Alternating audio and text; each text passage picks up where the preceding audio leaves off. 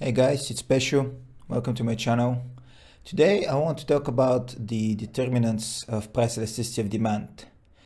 This is an important topic because often we do not have two prices and two matching quantities demanded, which we can use to calculate the actual price elasticity of demand. Still, we can analyze the properties of a given product, and depending on what those properties are, we'll be able to estimate what kind of price elasticity of demand the product will exhibit. And this is a very useful technique because, like I said, often we don't have the specific data to calculate the exact price elasticity of demand. So let's have a look. We'll look at the four kinds of properties that we need to examine and analyze, and we'll do some examples, so hopefully you'll get to see how to do this on your own. So the first property that we need to look at is the number and closeness of substitutes.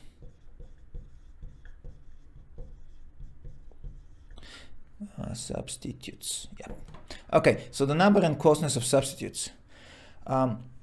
Imagine that let's say you want to go and buy a toothpaste, but you're looking for a specific toothpaste, brand A, with specific characteristics. Let's say you want brand A toothpaste with mint flavor.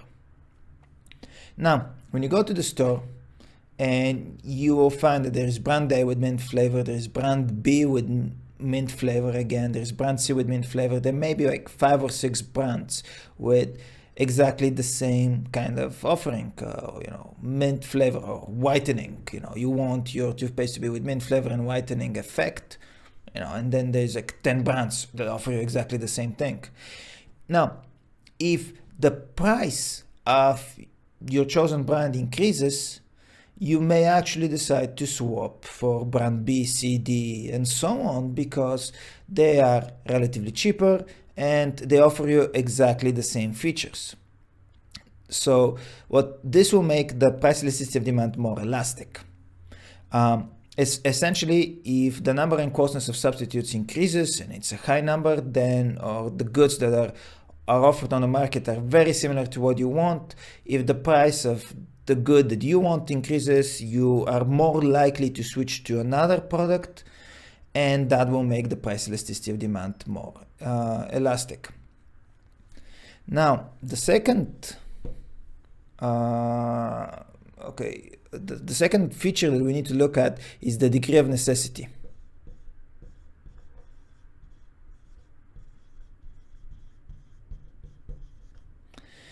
And the general rule is that the more needed a product is, the more willing you will be to buy it, and that will make price elasticity of demand more inelastic.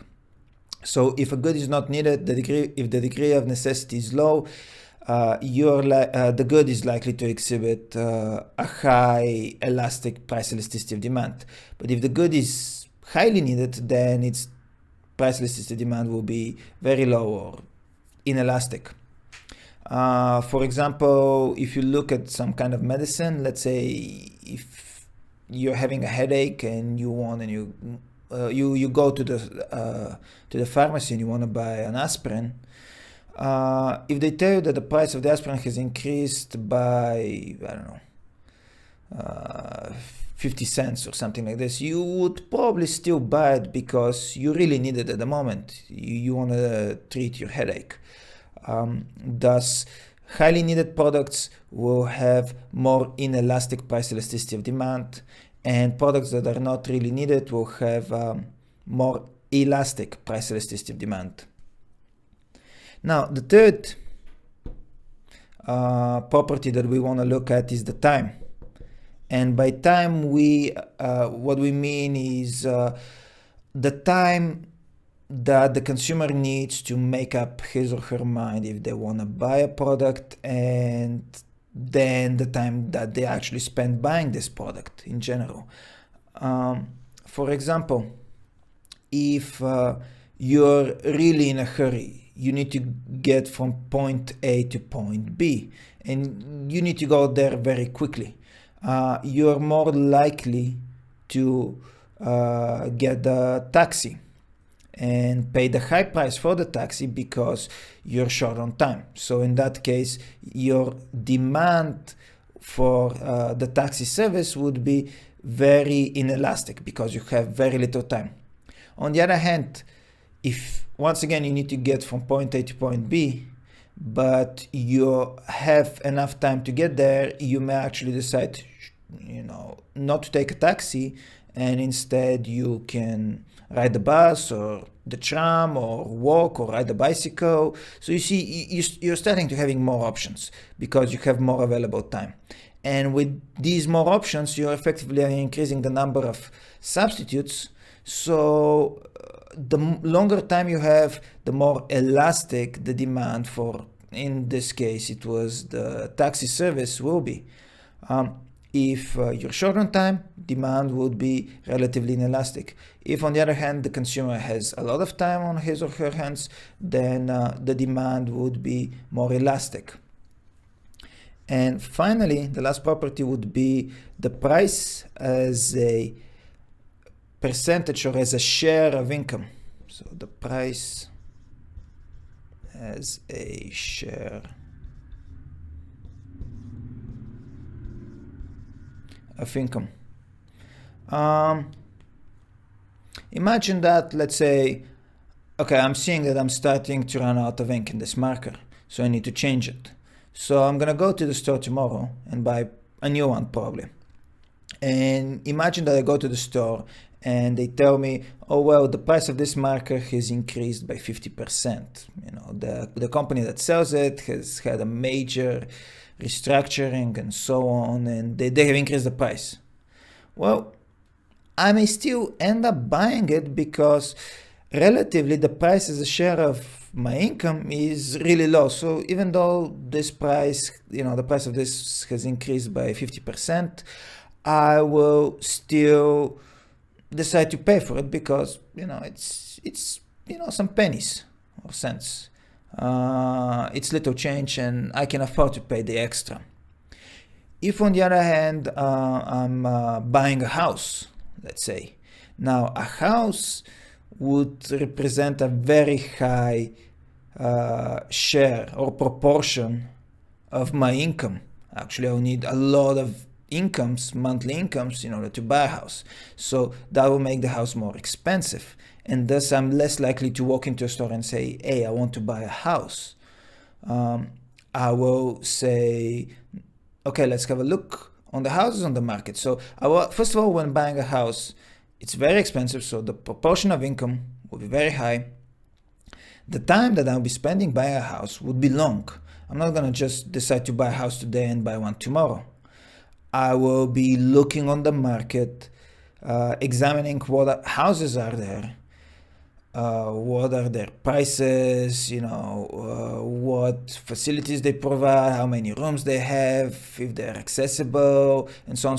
So I will look at many different numbers of substitutes and how close they are.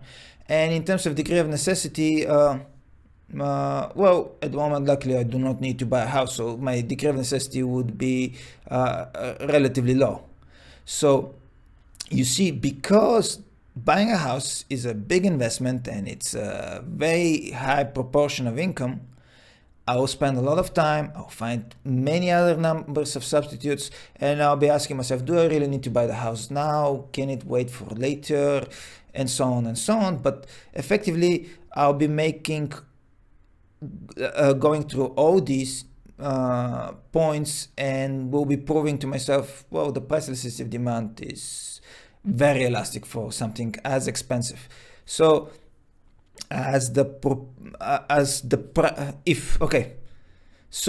if the price as a share of income or as a proportion of income is very high, we are likely to observe a very elastic price elasticity of demand. If on the other hand the price as a proportion of income is very low, then obviously the price elasticity of demand would be very inelastic. Now, when you are analyzing some good the teacher is asking you, and they tell you, try to figure out what price elasticity of demand this good has. What you need to do is simply go through this list and try to figure out how the consumers will be acting when the price is changing.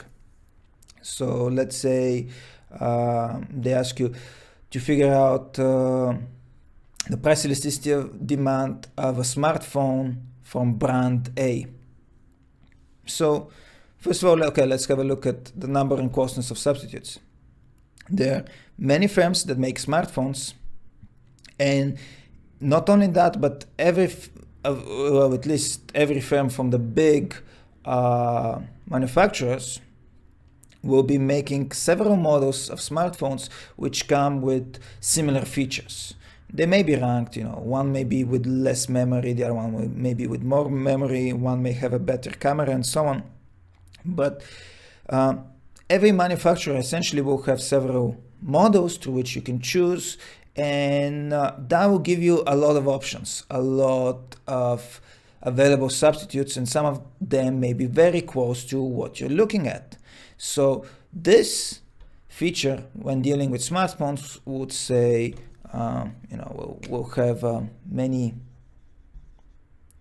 many close substitutes, and this will mean that it is elastic. Okay, so elastic. Now, the degree of necessity. This may depend on the situation. Let's say that the consumer that wants to buy a smartphone does not have one and really needs one in order to communicate. So if this is the case, then we may have high degree of necessity, and that will make it inelastic. Of course, in a different scenario, the person may be already having a smartphone and they simply are thinking of upgrading their old one. So in that case, the necessity would be low and the demand would be elastic. But in this case, I want to go with high necessity and inelastic demand, just to show you that sometimes one of these properties may suggest elastic price elasticity of demand, and another property may suggest inelastic price elasticity of demand. Now, the time that involves the purchase. Usually, a person does not just go into a store and say, I want a phone now. And even if you do, probably the clerks will ask you, okay, what kind of phone? Let's see what we have available so you can choose one that will suit your needs. So the time generally would be a long period of time. So that will make the price elasticity of demand again elastic. And now finally, the price as a share of income. Some smartphones can be really expensive. So let's say high proportion of income. Let's say we're talking about the latest iPhone or something like this. So it's expensive. There are substitutes to it, but we need it at the moment, or we really need it. Yet we still spend some time searching and trying to figure out, whether we should buy it or not.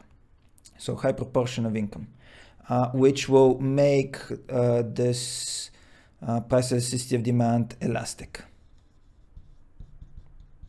So now that we look at the list that we have made, we have elastic, inelastic, let's say put it next, elastic. So, excuse me. Generally, what this shows us is that despite that we analyzed it and according to our degree of necessity, we expect to that this smartphone will exhibit inelastic price elasticity of demand, the overall, looking at 1, 3, and 4, the overall features of the smartphone will suggest that its price elasticity of demand would be more elastic. So when you do an analysis like this, you reach a conclusion, and this conclusion is based on thinking and evaluation. And this is what teachers would look for. So when you present such analysis, they're not going to argue with you and say, well, you've got this so wrong. The degree of necessity should not be high. No, you have made a point. You're stating why you believe that the degree of necessity is high.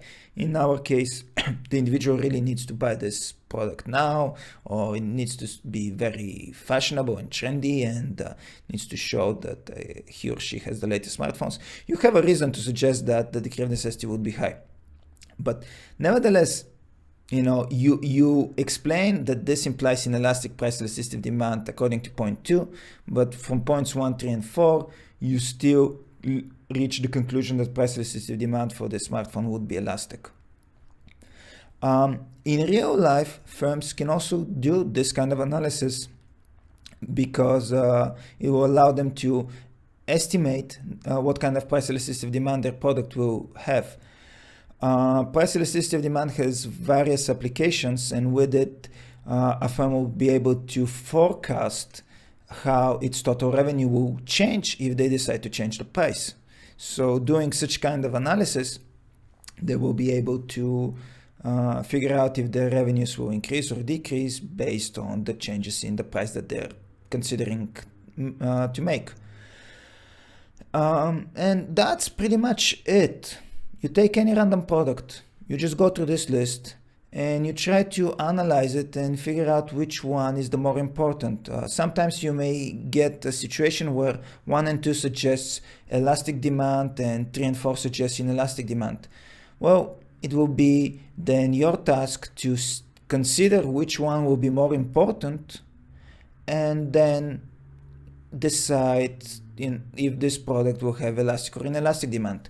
Or sometimes it may be the case that if they're canceling each other out and you cannot make up your mind if this will be elastic or inelastic demand, well, that might mean that this product may have a value relatively close to unit elastic demand. And that can be another perfectly valid explanation. Okay, well, that's it for this lesson, really. There's not any diagrams or complicated stuff. It's just a pattern of thinking that you need to employ in order to estimate what may be the price elasticity of demand for a given product. Okay, guys, I hope you liked this lesson. If you did, please hit the like button. If you had issues with it, you can hit the dislike button and let me know in the comment section what you would like to see changed or improved. Please subscribe to the channel if you haven't done so, and I hope to see you again. Take care.